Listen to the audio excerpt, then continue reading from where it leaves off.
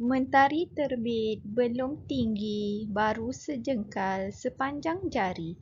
Assalamualaikum, selamat pagi. Moga berkah atasmu sepanjang hari. Hai, Assalamualaikum dan selamat sejahtera cikgu ucapkan kepada semua murid. Cikgu harap murid-murid berada dalam keadaan sihat dan bersemangat selalu untuk mengikuti pembelajaran kita pada hari ini. Sekali lagi, kamu akan bersama dengan Cikgu Nasihah dalam mata pelajaran Bahasa Melayu. Kamu telah bersedia? Ayuh, mari kita mulakan. Baiklah, tajuk pelajaran kita untuk hari ini ialah pantun. Tahukah kamu apa itu pantun? Pantun ialah sejenis puisi lama yang biasanya terdiri daripada 4 baris dalam setiap rangkap. 2 baris pertama merupakan pembayang dan 2 baris terakhir ialah maksud. Pantun mempunyai maksud-maksud yang tertentu untuk disampaikan. Pernahkah kamu mendengar orang melafaz pantun? Sebelum kita memulakan pembelajaran kita pada hari ini, marilah kita sama-sama mengetahui terlebih dahulu apakah objektif pembelajaran yang perlu kita capai pada hari ini. Pada akhir PDPR, murid dapat yang pertama melafazkan 3 rangkap pantun dengan intonasi yang sesuai dan menarik. Objektif yang kedua, menjelaskan maksud bagi 2 rangkap pantun dengan betul. Baiklah, sekarang murid-murid boleh ambil dan lihat buku teks jilid 1 halaman 56. Hari ini kita akan sama-sama melafazkan pantun yang terdapat pada buku teks yang bertajuk Kamera Pintar. Kamu sudah bersedia? Mari kita sama-sama melafazkan pantun ini. Buah lontar masak berisi, dari rantau tanam di laman. Kamera pintar alatan inovasi untuk memantau sekitar kediaman. Pergi ke pekan mencari celagi, di dalam raga ikan gelama. Usah fikirkan harga yang tinggi, keselamatan keluarga lebih utama. Ke pantai Mersing mencari lokan, pacu kuda membawa sekam. Boleh berpusing mengikut gerakan, sentiasa waspada untuk merakam. Dari Permatang membawa pulasan, pulasan dibawa ke hujung jeti. Tetamu datang dapat dikesan, pencuri didakwa senang dibukti. Baiklah, sebentar tadi kita telah melafazkan 4 rangkap pantun yang bertajuk Kamera Pintar. Cikgu berharap murid-murid dapat melafazkan pantun dengan baik dan intonasi yang menarik. Seterusnya, cikgu akan terangkan mengenai apakah maksud pantun. Sebelum itu, mari kita sama-sama melafazkan pantun di bawah. Tanam balik buah peria mahal sekali. Buat baik berpada-pada, buat jahat jangan sekali.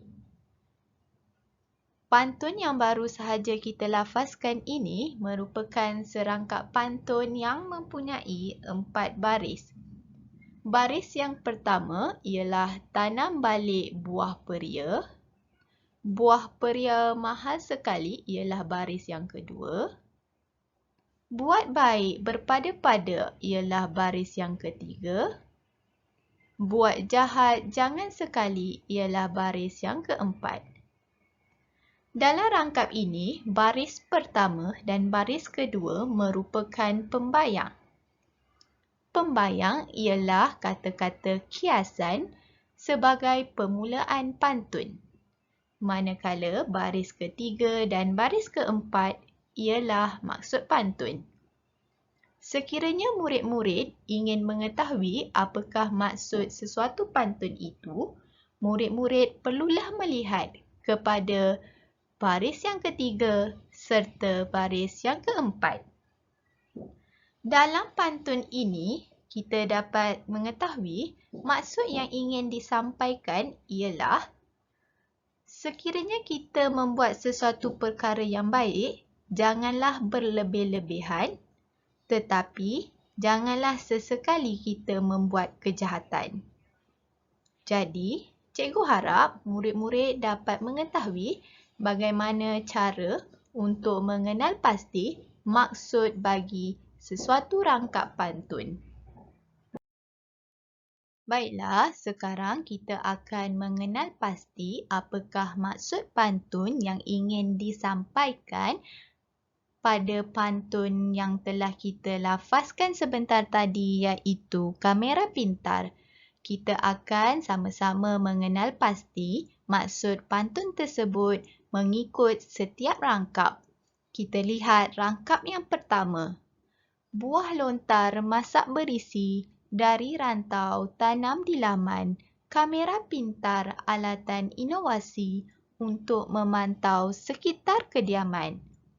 Jadi, untuk melihat apakah maksud bagi rangkap yang pertama, kita akan lihat pada baris yang ketiga dan juga yang keempat. Berdasarkan baris yang ketiga dan yang keempat, maksud pantun bagi rangkap yang pertama ialah kamera pintar merupakan alatan inovasi yang boleh digunakan untuk mengawasi rumah. Walau bagaimanapun, sebenarnya murid-murid boleh menulis apa sahaja maksud bagi rangkap ini menggunakan perkataan ataupun ayat yang sendiri mengikut kefahaman murid-murid. Kita lihat pula rangkap yang kedua. Pergi ke pekan mencari celagi di dalam raga ikan gelama. Usah fikirkan harga yang tinggi, keselamatan keluarga lebih utama. Jadi, untuk mengetahui maksud bagi rangkap yang kedua, kita lihat baris yang ketiga dan keempat.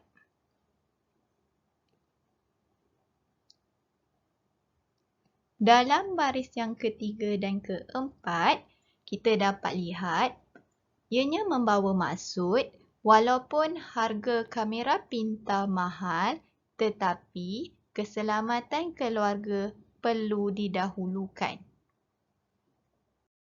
Seterusnya, kita lihat pula rangkap yang ketiga. Ke pantai Mersing mencari lokan, pacu kuda membawa sekam. Boleh berpusing mengikut gerakan, sentiasa waspada untuk merakam.